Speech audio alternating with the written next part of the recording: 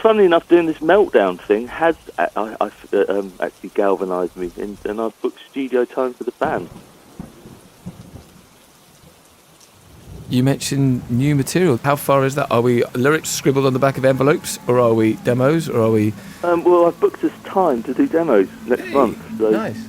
So yeah, by the time we come to do Meltdown High Park, we should... I mean, in a dream world, I'll be playing a new song at both shows, but I won't tempt fate. But yes, by next month we'll be going in and seeing what we've got, so everyone's getting their own particular demos together, and I'm seeing, I'm going over what I've been doing over the last few years. I mean, some of it's really good, some of it not so good. I don't know really, I haven't really thought about it too much. I've enjoyed, the last few years I've just enjoyed playing with the band. I mean, I've just liked playing music. I think that there came a point where I was like, unless, I never wanted to be in a position where I was forcing myself to write. Right. Because I'd never felt comfortable with it. I thought I found it very easy to write over the years.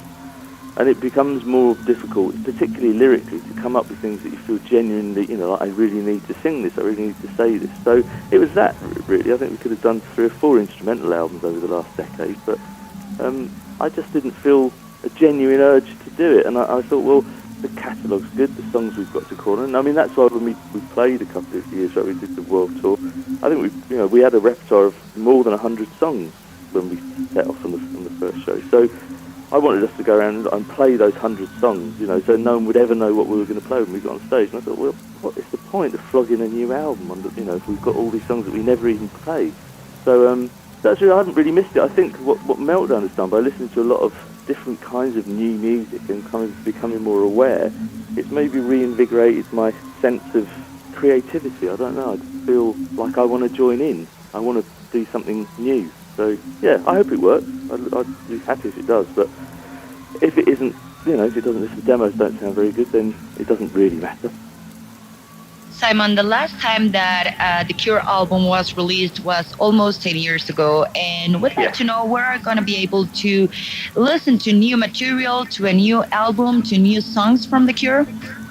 Yeah, well, we've got 2 things in the pipeline, really. We have got an album that we did record concurrently with the last album that was released, and we wanted to finish that off really with Reeves playing on a bit, but we've also got another new batch of songs which we've taken a summer break, so we're not going to see each other over the summer, but in September we're going to get together and listen to each other's songs and talk about the future and talk about recording, because it has been too long, and obviously that's part of the fun of it. And we've always got songs coming out, it's a very sort of creative band in that way, and it's basically, the problem is sometimes that we have too many songs, so that we can have like 40, 50, 60 songs.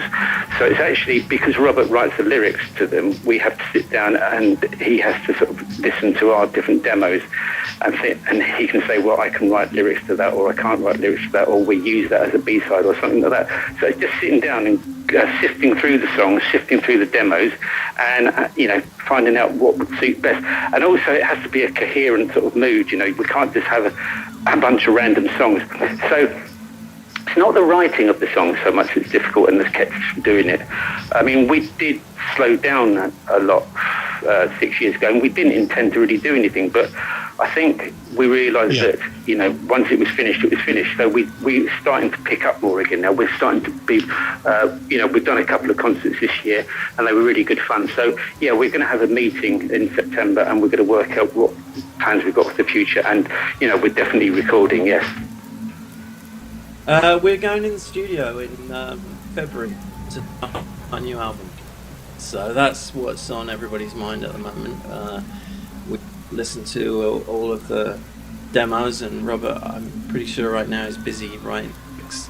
And so we're all very excited. It's been a long time since the Cure has been in the studio, and the last album was released 10 years ago.